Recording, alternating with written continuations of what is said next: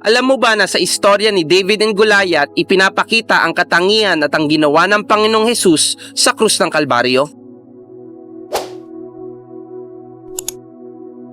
Naniniwala tayo na ang lahat ng istorya sa Biblia ay nagpo-point out sa katangian ng Panginoong Hesus at ang kanyang pagliligtas sa krus ng Kalbaryo. At ito'y tinatawag na foreshadow. At isa ang istorya ni David patungkol sa pagkatalo kay Goliath ang nagpapakita ng katangian ng Panginoong Hesus at ang kanyang ginawa sa krus ng Kalbaryo sa pagliligtas sa tao. Sa istoryang ito, ipinapakita na may isang higanteng nagngangalang Goliath na taga-Filisteo. Karatig bansa naman ng Israel na kasalukuyan nasa digmaan ang kapwa bansa at ang Haring Saul naman ang kasalukuyang hari ng Israel.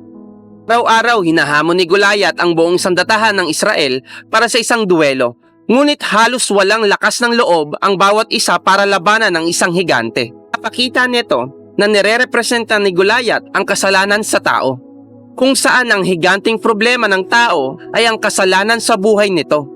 Ito din ang ugat ng lahat ng problema ng tao, sapagkat never natalo ng tao ang kasalanan sa buhay niya, kung saan naging alipin ang bawat isa. Sa istoryang ito, ang bansang Israel ay kapwa takot lumaban dahil alam nila na kung gaano kalakas at kalaki ang kanilang kalaban na si Goliath. Basa natin sa istorya na araw-araw si Goliath ay naghahamon sa bansang Israel pero walang masumpungang matapang ang loob para talunin ang isang higante.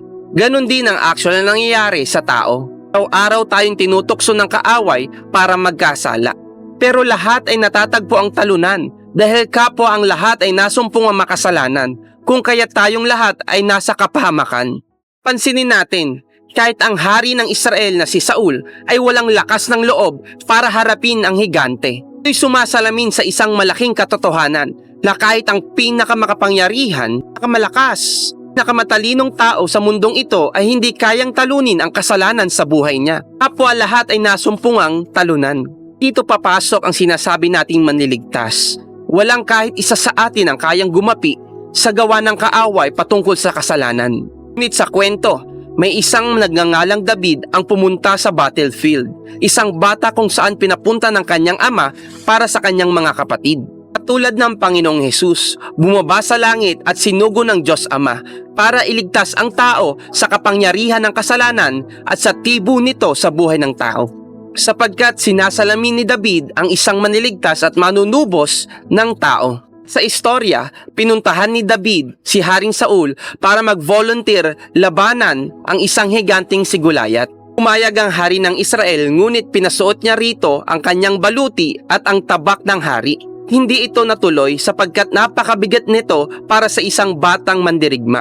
Bagkus si David ay dumampot lamang ng 5 bato para sa magaganap na labanan. Papakita ito na hindi sa paraan ng mundo o ng tao matatalo ang kasalanan, kundi sa pamamagitan ng paraan ng Diyos. Kung kaya't pumunta si David para harapin si Goliath, at siya'y pinagtawanan ni Goliath na nagsasabi may gatas pa siya sa labi.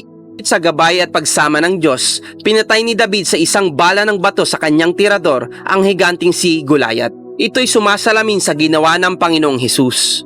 Tinapos niya ang pag-aalipin ng kasalanan in just a single blow. Isang beses niya lang ginawa, kung saan siya'y namatay at pagkatapos winasak niya ang gawa ng kasalanan sa buhay ng taong sasampalataya sa kanyang pangalan.